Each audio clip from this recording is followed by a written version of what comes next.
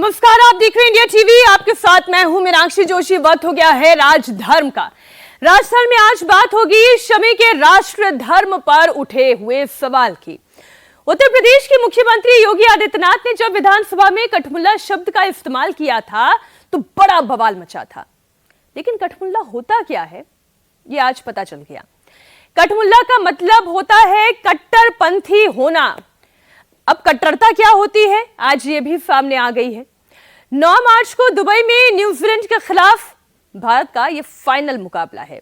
उस न्यूजीलैंड से मुकाबला है जिसने सेमीफाइनल में कल दक्षिण अफ्रीका के खिलाफ 50 ओवर में 360 से ज्यादा रन ठोक दिए। उस न्यूजीलैंड के खिलाफ भारत की तरफ से मोहम्मद शमी पहली गेंद फेंकेंगे। जी हां, पहली गेंद। वो मोहम्मद शमी जिन्होंने सेमीफाइनल मुकाबले में ऑस्ट्रेलिया के खिलाफ 3 विकेट झटके। अब उन्हीं शमी मोहम्मद के राष्ट्र धर्म पर सवाल उठ रहे हैं। वो शमी मोहम्मद जिनके बारे में कहा जा रहा है कि वो रोजा नहीं रख रहे हैं, वो कैसे मुसलमान हैं? जानबूझकर उनके खिलाफ एक नैरेटिव सेट किया जा रहा है। सोचिए, गेंदबाज अगर अपनी एनर्जी ड्रिंक नहीं पिएगा तो वो तेज बॉल कैसे फेंकेगा? वो भारत के लिए जीत कैसे तय करेगा? वो विकेट कैसे झटकेगा? जब उसके अंदर एनर्जी नहीं होगी तो वो मैदान पर खेल कैसा खेलेगा? 9 मार्च को भारत जीत गया तो हिंदू मुसलमान सब खुश होंगे, लेकिन 11 हिंदुस्तानियों में से एक आदमी को धर्म के नाम पर टारगेट किया जा रहा है। क्यों टारगेट किया जा रहा है? यहीं पर बात आती है कठमुल्ला होने की, और वाकई में वही हो रहा है। कट्टरपंथी मानसिकता से ग्रसित वो तमाम चेहरे इस वक्त मोहम्मद शमी पर सवाल उठा रहे हैं कि वो असली मुसलमान नहीं हैं, वो रोजा नहीं रख रहे हैं। दरअसल परसों यानी कि 4 मार्च को दुबई के इंटरनेशनल क्रिकेट स्टेडियम में चैंपियंस ट्रॉफी का सेमीफाइनल था। टीम इंडिया का ऑस्ट्रेलिया के साथ मुकाबला था। इसमें रोहित एंड कंपनी ने ऑस्ट्रेलिया को धूल चटा दी।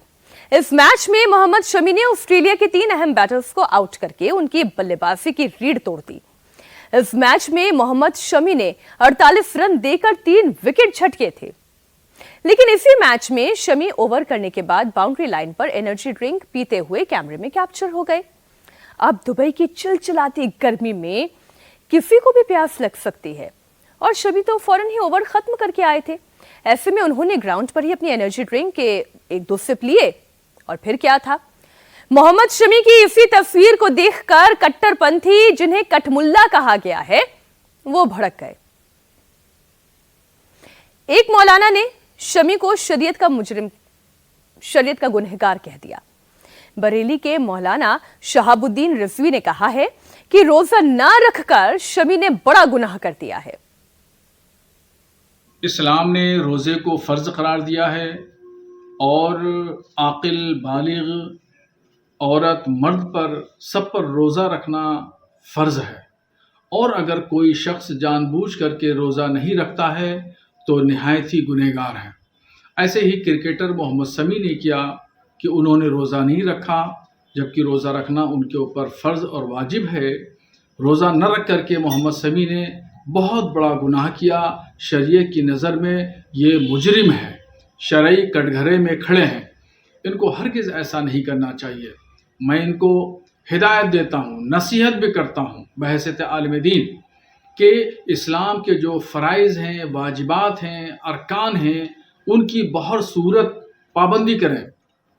क्रिकेट का खेल कूद भी करें, सारे काम अंजाम दें, मगर अल्लाह ने जो जिम्मेदारी बंदे को ऊपर दी है, इस्लाम ने जो शरीयत का निफाज किया है, उसकी जिम्मेदारी भी बंदे के ऊपर है। इन तमाम चीजों को मोहम्मद शमी को समझना चाहिए। अगर ऐसे कट्टरपंथी हमारे बॉलर्स के कोच हो जाएं तो सोचिए क्रिकेट का क्या हाल हो।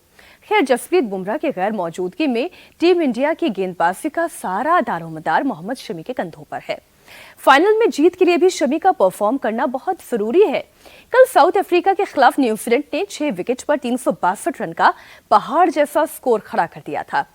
ऐसे में शमी अगर नहीं चले तो फाइनल में टीम इंडिया के लिए मुश्किल हो सकती है। इस वक्त शमी का पूरा फोकस मैच पर रहना बहुत जरूरी है, लेकिन कट्टरपंथियों को यह शायद दिखाई नहीं देता। वो उनके रोजा न रखने पर सवाल उठा रहे हैं, उनके ऊपर एक मानसिक दबाव बनाने की कोशिश कर रहे हैं। हालांकि जिस मौलाना शहाबुद्दीन ने शमी को रोजा न रखने का गुनहगार बताया, उन्हीं तो दिल्ली के मौलाना अरशद ने ही जवाब दे दिया।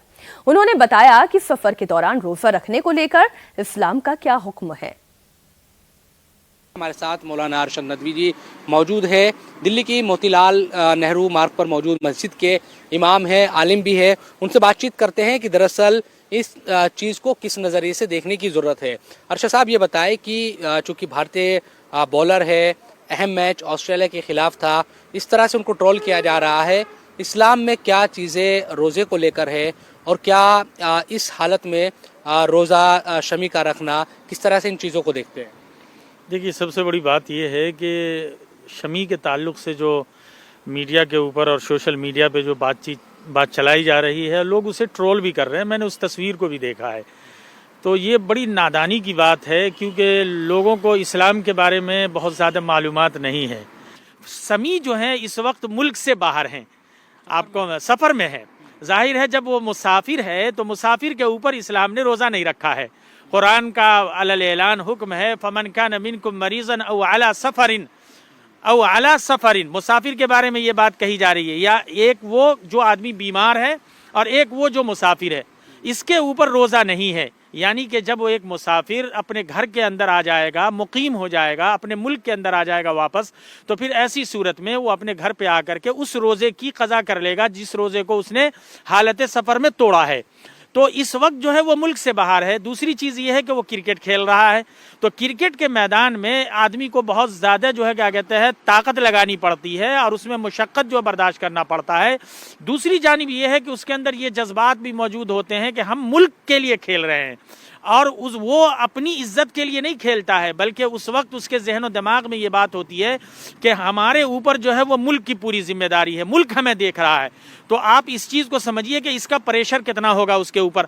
फिर ऐसी सूरत में अगर वो खेल के मैदान में अगर जूस वगैरह का इस्तेमाल कर रहा है, और उसको फिर जाहिर सी बात है कि वहाँ की एक एक चीज़ जो है वो कैमरे की नज़रों में होती है और कैमरा जो है उसे दिखाता है, तो फिर मुसलमानों को, ख़ास तौर से नौजवान तबका को इस सिलसिले में बहुत ही संजीदगी का मुजाहरा करना चाहिए। कोई भी ऐसा अमल या ऐसी बात न करे कि जिससे उनकी जहालत जो है टपके। आपने सुना ना कितनी अच्छी बात मौलाना अरशद ने कही कि ऐसी बात ना कहें जिससे उनकी जहालत यानी कि उनकी मूर्खता टपके। लेकिन वो कहते हैं ना कि जिनकी आंखों पर कट्टरपंथ का चश्मा चढ़ा हुआ हो, उन्हें कैसे और क्या समझाया जा सकता है। आइए मैं आपको कुछ और लोगों को बयान दिखाती हूं जो मोहम्मद शमी को रोजा न रखने पर ट्रोल कर रहे हैं। अली सोहराब नाम के एक और शख्स हैं जो शमी के लिए लिख रहे हैं कि ठीक है, रोजा रखना या ना रखना बंदे और अल्लाह के बीच का मामला है। माना मोहम्मद शमी राष्ट्रीय ड्यूटी पर थे, माना उसके लिए राष्ट्रीय कर्तव्य सर्वोपरि है, लेकिन रमजान के महीने में खुलेआम सबको दिखाकर पीना रोजे की तौहीन करना नहीं है। और सुनिए, शमी के पीछे पड़ी कट्टरपंथियों की ये ट्रोल आर्मी की एक और पोस्ट दिखाती हूं। अबू बकर नाम का ये शख्स लिखता है, शमी आप किस तरह के मुसलमान हैं? अगर आप रोजा नहीं रख रहे हैं तो कम से कम रमजान की इज्जत तो कीजिए। अरे भाई, वो खेल खेलना छोड़ दे क्या? ये सवाल मैं पूछ रही हूं। खैर, एक और पोस्ट, तेहरान खान नाम के एक और शख्स हैं, वो क्या लिखते हैं जरा देखिए। केवल मीट खाने से मुस्लिम नहीं होते, उसके लिए रोजा भी रखना होता है, नमाज भी पढ़नी होती है। रमजान में शमी का एनर्जी ड्रिंक पीना एक शख्स को इतना नागवार गुजर गया कि उसने यहां तक लिख दिया कि शमी आपको शर्म भी आ रही है या नहीं? क्या रिलीजन से बड़ा देश है? धार्मिक कट्टरपंथ कितना ज्यादा इनके दिमाग में भरा हुआ है वो आप देखिए। 9 मार्च को चैंपियंस ट्रॉफी का फाइनल है और उससे पहले कट्टरपंथियों की एक पूरी की पूरी बड़ी जमात है जो मोहम्मद शमी के पीछे पड़ गई है, उन्हें लगातार ट्रोल कर रही है, शमी के ईमान पर, उनके अकीदे पर सवाल उठा रही है। ऐसे लोगों को योगी सरकार के पूर्व मंत्री और अपने जमाने में जाने माने क्रिकेटर रहे मोहसिन रजा का जवाब भी सुनना चाहिए। बंदे और अल्लाह के बीच का मामला है, इसमें मुल्ला को बोलने की जरूरत नहीं है, क्योंकि वो अपना राष्ट्र कर्तव्य निभाने के लिए गए हुए हैं और धर्म हमारा इसकी इजाजत देता है, क्योंकि हमारे दीन में जबरदस्ती नहीं है। और मुल्ला जी कह रहे हैं माफ़ी मांगिए, आपने गुनाह किया है, तो गुनाह तो आपने किया है ये बोलकर, क्योंकि आपको बोलने का अधिकार नहीं था, आपको दीन के बारे में मालूमात नहीं है, तो इसलिए आपने जब ये बोला तो अब आपको माफ़ी मांगना चाहिए पूरे देश से, क्योंकि वो हमारे राष्ट्र का धर्म निभाने के लिए गए हुए हैं और रोज़ा आकर वो रखेंगे, क्योंकि वो सफ़र में है, सफ़र में रोज़ा रखने की छूट है हमारे दीन इस्लाम में। इसलिए आपको अज्ञानता है, अज्ञानता के चलते आपने बोला है, आप पूरे देश से माफ़ी मांगिए। मोहम्मद शमी अपना धर्म के साथ साथ राष्ट्र धर्म भी निभा रहे हैं और वो देश के लिए खेल रहे हैं, वो देश की हमारे धरोहर हैं और सफ़र में हैं। उन्हें पता है अच्छी तरह से कि सफ़र में रोज़ा छूट है उसकी, आप रोज़ा अगर नहीं रखते हैं तो बाद में क़ज़ा रख सकते हैं, लेकिन अल्लाह और बंदे के बीच में मुल्ला जब घुस जाता है तब कहीं प्रॉब्लम शुरू होती है और वो प्रॉब्लम क्रिएट की है मुल्ला जी ने। अब सवाल यह है कि आखिर ये कौन लोग हैं जो टीम इंडिया के अहम मुकाबले से पहले ही उनके प्लेयर्स के खिलाफ अभियान चलाना शुरू कर देते हैं। फाइनल से पहले मोहम्मद शमी को टारगेट किया जा रहा है तो सेमीफाइनल से पहले कैप्टन रोहित शर्मा की फिटनेस पर सवाल उठाए गए थे। हालांकि शमी के कोच बदरुद्दीन सिद्दीकी ने ऐसे लोगों को अच्छा जवाब दिया है। बदरुद्दीन सिद्दीकी ने कहा है कि शमी को कोई लोकल मैच नहीं खेल रहे हैं, बल्कि वो देश के लिए खेल रहे हैं। ऐसे में रोजा न रखने को लेकर उन्हें टारगेट करना पूरी तरह गलत है।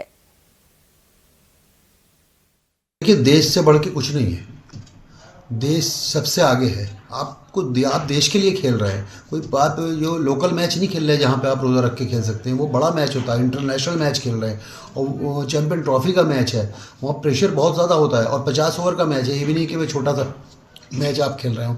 तो हमारे यहाँ ऐसा नहीं है कि हमारे मतलब में इस चीज़ की वो है कि भाई आप रोज़ा रखना ही रखना है आपको।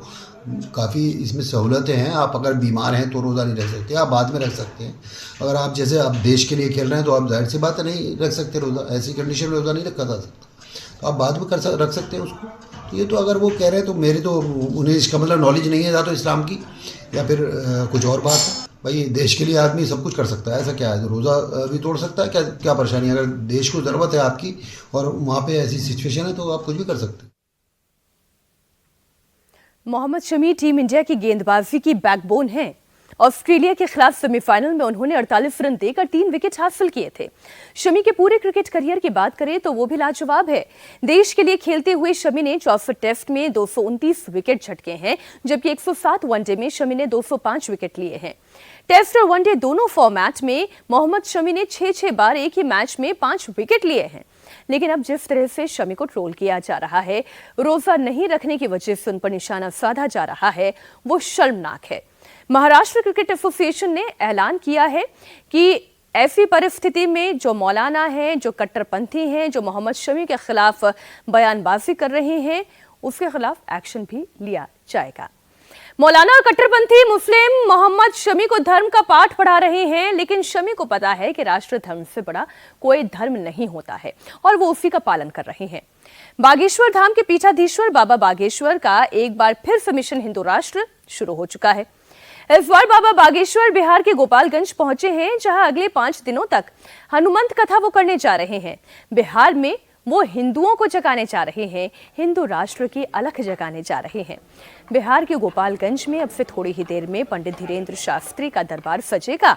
आज से 10 मार्च तक लगेगा बाबा बागेश्वर का दिव्य दरबार।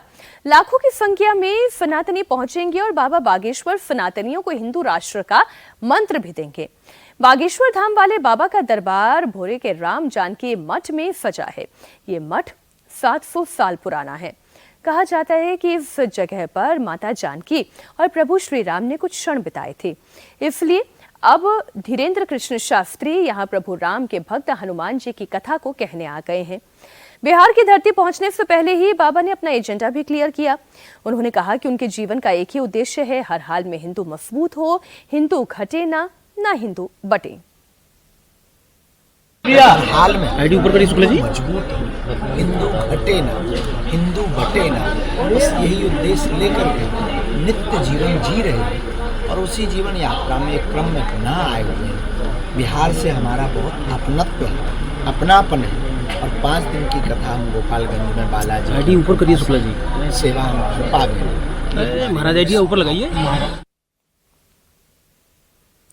गोपालगंज के रामजानकी मठ में अब से थोड़ी ही देर में बाबा बागेश्वर का दरबार सजेगा। दरबार के लिए करीब 4 एकड़ के एरिया में पंडाल तैयार किया गया है। बाबा बागेश्वर के दरबार में हिस्सा लेने के लिए हजारों की संख्या में साधु संत पहुंच गए हैं। आयोजन बड़ा है, लाखों की तादाद में सनातनी आते हैं। ऐसे में सुरक्षा के भी पुख्ता इंतजाम किए गए हैं। बागेश्वर धाम के पीठाधीश्वर आचार्य धीरेन्द्र कृष्ण शास्त्री 5 दिनों के लिए बिहार पहुंचे हैं। 5 दिनों तक उनकी हनुमंत कथा होगी और जहां पर हनुमंत कथा होगी ये वो जगह है। आप देखिए एक बड़ा स्टेज और ठीक बीच के हिस्से में धीरेन्द्र कृष्ण शास्त्री बैठेंगे और यहीं से उनकी हनुमंत कथा लोग सुनेंगे। ठीक स्टेज के पीछे के हिस्से की तस्वीर आप देखिए, बजरंगबली की कई तस्वीरें, माँ दुर्गा की तस्वीर और इसके अलावा उनके जो गुरु रहे हैं उनकी तस्वीरें यहाँ पर हैं। और आगे के हिस्से में यहाँ पर तमाम लोग बैठेंगे और पीछे के हिस्से में भी एक विशाल पंडाल आपको देखने को मिलेगा। ये देखिए एक विशाल पंडाल, करीब 60 एकड़ में ये पंडाल तैयार किया गया है और यहाँ पर लोग जो है अलग अलग ज़िलों से पहुँच रहे हैं। सिर्फ बिहार से ही नहीं बल्कि उत्तर प्रदेश के कई ज़िलों से भी लोग यहाँ पर पहुँचे हैं और महिलाओं की संख्या बहुत ज़्यादा देखने को मिल रही है। लोगों के आने का सिलसिला अभी जारी है और ये देखिए तमाम महिलाएं यहाँ पर पहुँच चुकी है, सबों ने अपनी जगह ले ली है और पीछे के हिस्से में भी धीरे धीरे लोग अभी आ रहे हैं। चुनावी साल है तो जाहिर है इसको लेकर सियासी बातें भी खूब हो रही हैं और बाबा बागेश्वर जिस अंदाज में अपनी बातों को रखते हैं, हिंदुत्व को लेकर जिस तरह से वो अपनी बातों को रखते हैं, उसकी काफ़ी चर्चा होती है। और जाहिर है चूँकि बिहार में सिर्फ कुछ महीने के बाद चुनाव होना है तो ऐसे में जो राजनीतिक आरोप प्रत्यारोप है उसका दौर भी शुरू हो गया है। और ये जो इलाका है जहाँ पर आयोजन हो रहा है वो गोपालगंज का इलाका है, सारण का इलाका है, यानी लालू यादव का गृह जिला है। तो लालू के गृह जिले में बाबा बागेश्वर जो है उनकी हनुमंत कथा हो रही है। तो ऐसे में इसका जो सियासी मायने है वो भी काफ़ी चर्चे में है। और चूँकि ठीक बगल में जो सारण का इलाका, जो छपरा का इलाका है, वो लालू यादव की जो एक राजनीतिक कर्मभूमि रही है उनकी और उनके परिवार की। बाबा बागेश्वर के गोपालगंज में दिव्य दरबार में और क्या क्या खास है, इसके बारे में मैं आगे आपको बताऊं, लेकिन उससे पहले आप ये जानें बाबा बागेश्वर को आज नहीं बल्कि कल ही बिहार आना था।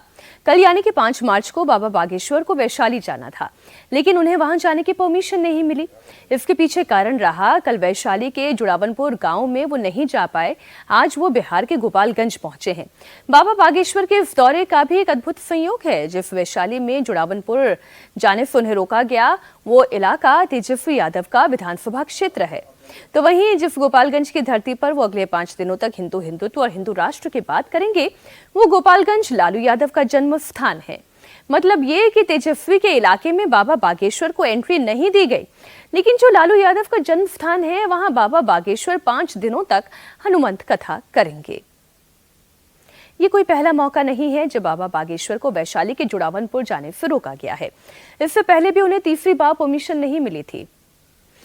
दरअसल कल यानी कि 5 मार्च को जुड़ावनपुर में शिव मंदिर की प्राण प्रतिष्ठा का कार्यक्रम था, जिसमें बाबा बागेश्वर को शामिल होना था, लेकिन जिला प्रशासन ने उन्हें जुड़ावनपुर जाने की परमिशन नहीं दी। वैशाली पुलिस ने बाबा बागेश्वर को जुड़ावनपुर जाने की परमिशन नहीं दी, इसके पीछे भी एक कारण है। वैशाली एसपी ने सोशल मीडिया प्लेटफॉर्म एक्स पर इसे लेकर आदेश जारी किया और कहा गया कि सुरक्षित रास्ता नहीं होने की वजह से बाबा बागेश्वर को वैशाली जाने की अनुमति नहीं दी गई। इतना ही नहीं, वैशाली पुलिस का मानना है कि कार्यक्रम में 5 से 7 लाख लोग शामिल हो सकते हैं, जबकि यहां आने जाने के लिए सुरक्षित रास्ता या कोई पुल है ही नहीं। गंगा नदी से घिरा हुआ चारों तरफ से दियारा का क्षेत्र है, ऐसे में बड़ी संख्या में लोगों का आना जाना सुरक्षित नहीं है। कार्यक्रम वाले इलाके में संसाधन उपलब्ध नहीं है। वैशाली पुलिस ने परमिशन नहीं मिलने के बाद धीरेन्द्र शास्त्री ने जुड़ावनपुर वासियों से वादा किया कि भले ही वो अभी ना आ पाए हों, लेकिन एक दिन जरूर वो आएंगे। वर्तमान समय में शिव मंदिर प्राण प्रतिष्ठा समारोह चल रहा, हमको इस उत्सव में आना था, परंतु प्रशासनिक कुछ कारण और कुछ व्यवस्थाओं के कारण और कुछ अत्यधिक व्यवधानों के कारण हमारा पहुंचना नहीं हो पा रहा। इसलिए हम आपको बहुत बहुत क्षमा मांग रहे हैं और हम जल्दी ही आपके यहाँ पर आएंगे। आप सब अपना ख्याल रखो, हम जल्दी आपके पास आएंगे और आप सबके साथ मिलकर के उत्सव मनाएंगे। अभी इस उत्सव को आप लोग पूर्ण रूप से निर्विघ्न संपन्न करवाओ, यही हम बालाजी से प्रार्थना करते हैं। और हम जुड़ावनपुर आएंगे पक्का। अब कब आएंगे ये हम बाद में फिर आपको बता देंगे, जब भी आएंगे। वैशाली पुलिस ने जिस वजह से बाबा बागेश्वर को जुड़ावनपुर जाने की परमिशन नहीं दी, उस जुड़ावनपुर से जुड़ी हुई एक तस्वीर आपको दिखाती हूं, जिससे आप ये आसानी से समझेंगे कि आखिर पुलिस ने परमिशन क्यों नहीं दी। जुड़ावनपुर वैशाली जिले के राघोपुर विधानसभा क्षेत्र में आता है। इसकी स्थिति एक टापू की तरह है। चारों ओर गंगा नदी है और यहाँ मेनलैंड से आने जाने का एकमात्र साधन है पीपा पुल और नाव। रोजाना लोग इसी तरह से नाव पर सवार होकर यहाँ पर आते हैं, जाते हैं। बाइक सवार भी इन्हीं पर अपनी बाइक को लादते हैं, खुद भी सवारी करते हैं और फिर यहाँ से आगे का रास्ता तय करते हैं। लेकिन क्या आपके मन में ये सवाल नहीं पैदा होता कि जुड़ावनपुर मेनलैंड से कब जुड़ेगा? जुड़ावनपुर के लिए प्रशासन ने बाबा बागेश्वर को परमिशन क्यों नहीं दी? इन तस्वीरों को देखकर तो आप अंदाजा लगा ही गए होंगे। लेकिन राघोपुर के जिस जुड़ावनपुर की में आजादी के 75 वर्ष बाद भी रास्ता नहीं बन पाया, उसके बारे में अगर आप जानेंगे तो आप चौंक जाएंगे। ये वो विधानसभा क्षेत्र का इलाका है जिसने 2 मुख्यमंत्री और 1 डिप्टी सीएम दिया है। तेजस्वी यादव के विधानसभा क्षेत्र राघोपुर का इलाका, जहां से लालू यादव भी चुनाव जीते और मुख्यमंत्री बने। राबड़ी देवी 4 बार यहां से चुनाव जीती, 2 बार बिहार की मुख्यमंत्री रही। यहां तक कि तेजस्वी यादव भी 2 बार चुनाव जीते और दोनों बार उप मुख्यमंत्री बने। लेकिन इसके बावजूद जुड़ावनपुर अब तक मेनलैंड से नहीं जुड़ पाया। बाबा बागेश्वर का राघोपुर में आयोजन था आने का, जो प्रशासनिक स्तर से खंडित कर दिया गया है। इसका जिम्मेवार कौन है? इसका जिम्मेवार है राघोपुर के विधायक श्री तेजस्वी यादव जी। 2 टर्म विधायक हैं। 15 साल उनके माता पिता श्रीमती राबड़ी देवी और श्री लालू प्रसाद यादव जी मुख्यमंत्री रहे। 2 बार खुद स्वयं तेजस्वी यादव उप मुख्यमंत्री रहे, पथ निर्माण मंत्री रहे। उसके बावजूद भी राघोपुर में सही से सड़क, पीपा पुल या किसी तरह का साधन नहीं है, जिसके कारण यहाँ प्रशासनिक स्तर विफल है। तो वजह यही है कि सुरक्षित रास्ता ना होने की वजह से तेजस्वी यादव के विधानसभा क्षेत्र में बाबा बागेश्वर का कार्यक्रम नहीं हो पाया। लेकिन तेजस्वी यादव के पिता और आरजेडी सुप्रीमो लालू यादव की जन्मस्थली गोपालगंज में बाबा बागेश्वर का दिव्य दरबार सज गया है। बाबा अगले 5 दिनों तक यहाँ हिंदू राष्ट्र की अलख जगाएंगे, हिंदुओं को एकजुट करने की कोशिश करेंगे और हिंदुओं को समझाएंगे कि अगर बटोगे तो कटोगे, यानी जात पात का भेद मिटाकर हिंदुओं को जगाएंगे। बिहार चुनाव से पहले बाबा बागेश्वर के बिहार में दिव्य दरबार को सियासी चश्मे से भी देखा जा रहा है। दरअसल देश में सबसे ज्यादा कहीं जाति की राजनीति होती है तो वो बिहार ही है। बिहार में राजनीतिक पार्टियां जातियों के समीकरण पर ही अपनी गोटियां सेट करती हैं। आरजेडी ने माय यानी कि मुस्लिम यादव समीकरण को साधा। बिहार की कुल आबादी में 17.70% मुस्लिम आबादी है और हिंदुओं की आबादी का 14.26% यादव आबादी है। इसलिए इन दोनों को साधने के साथ ही बाकी पिछड़ी जातियों को जोड़कर आरजेडी सत्ता में वापसी करना चाहती है। लेकिन बाबा बागेश्वर तो हिंदुओं को जोड़ना चाहते हैं। वो चाहते हैं कि बिहार के 81% हिंदू वो एकजुट हो जाएं। बिहार में हिंदुओं को सवर्ण, पिछड़ा, अति पिछड़ा और दलितों में बांट दिया गया है। नीतीश कुमार की जब सरकार बनी तो उन्होंने दलितों में पासवान को छोड़कर अलग महादलित बना दिया। बिहार में पार्टियां भी जातियों के मुताबिक ही चल रही हैं। अगर बिहार के जातीय समीकरण की बात करूं तो सवर्ण 15.52%, पिछड़ा 27.12%, अति पिछड़ा वर्ग 36.1%, दलित आबादी 19.65% और आदिवासी 1.06% है। केवल सवर्णों की बात करें तो इनमें सबसे ज्यादा 3.65% ब्राह्मण आबादी है। अब बिहार से आ जाते हैं राजधानी दिल्ली। बात दिल्ली के बीजेपी विधायक रविंद्र नेगी की, जिनका एक वीडियो इन दिनों सोशल मीडिया पर वायरल है। इसमें वो अपने विधानसभा क्षेत्र पटपड़गंज में मीट बेच रहे दुकानदारों को फरमान जारी कर रहे हैं। इस वीडियो में ये दिखाया गया कि मंगलवार को मीट की दुकानें बंद रखने के लिए वो कह रहे हैं। रविंद्र नेगी पटपड़गंज से आम आदमी पार्टी के अवध ओझा को हराकर विधानसभा पहुंचे हैं। उन्हें दिल्ली का मंत्री बनाए जाने की चर्चा भी थी। रविंद्र नेगी को मंत्री का पद तो नहीं मिला, लेकिन वो लगातार सुर्खियों में जरूर हैं, या हो सकता है वो बने रहना चाहते हैं। इसलिए उन्होंने पहले दुकानदारों को धमकी भरे अंदाज में दुकान बंद करने के लिए कहा, और फिर क्या कहा वो भी सुन ले। मंगलवार को बंद रखा करो, इसके ढका करो, इसको ढक के रखा करो। मंगलवार को बंद रखा करो भाई, क्या दिक्कत है मंगलवार को बंद करने में? दिक्कत है भाई? भैया परमानेंट बंद कर दे और इसे ढका करो। मंगलवार को बंद रखा करो और दिन चलाओ, और इसको ढक के रखा करो, ऐसे खुले मत बेचो, ढक के रखो। जो नहीं खाता उसको पसंद नहीं आता ना। रविंद्र नेगी ने इस पर एक्सपोज कर मंगलवार को मीट की दुकानें बंद करने का फरमान जारी करने की वजह भी बताई। नेगी का कहना है कि उनके विधानसभा क्षेत्र पटपड़गंज में मीट की ये दुकानें मंदिर के पास हैं, इसलिए मंदिर जाने वाले लोगों को परेशानी होती है। लोगों की धार्मिक भावनाओं को ठेस ना पहुंचे, इसलिए उन्होंने दुकानदारों से हर मंगलवार को अपनी दुकानें बंद रखने के लिए कहा है। अब सवाल यह है कि अगर किसी इलाके में कोई मीट की दुकान खुली है तो उसे बंद करने का आदेश तो प्रशासन का देने का काम है। कोई विधायक इस तरीके से घूमते फिरते दुकानें बंद करने का आदेश कैसे दे सकता है? हमारी टीम जब इस मामले की ग्राउंड रियलिटी जानने के लिए पटपड़गंज पहुंची तो ये पता चला कि रविंद्र नेगी जिस जगह मीट की दुकानें बंद करने को कह रहे हैं वो पटपड़गंज का शशि गार्डन इलाका है। यहाँ पर प्राचीन शिव मंदिर है जिसके पास मीट की कई दुकानें हैं। इस बारे में लोगों ने ही रविंद्र नेगी से शिकायत की थी कि नॉनवेज की दुकानें मंदिर के पास होने से उन्हें मुश्किलें होती हैं। इसी के बाद रविंद्र नेगी एमसीडी की टीम के साथ वहां पहुंच गए और अपने अंदाज में फैसला सुना दिया। समय हम पटपड़गंज के शशि गार्डन में मौजूद हैं और इस इलाके में कई मंदिर है। शनि मंदिर के सामने हम हैं और थोड़ी ही दूरी पे हनुमान मंदिर भी है। पटपड़गंज इलाके के विधायक इस इलाके में जो मीट की दुकान लगाने वाले लोग हैं उन्हें धमका के गए हैं। उनका कहना है कि मंगलवार को खासकर मंदिर के बाहर खुले में मीट नहीं बिकना चाहिए। कुछ मंदिर में काम करने वाले लोग, मंदिर के पुजारी के बेटे हमारे साथ हैं। इस इलाके में जब हम गली में एंटर हुए तो मीट की दुकानें हैं।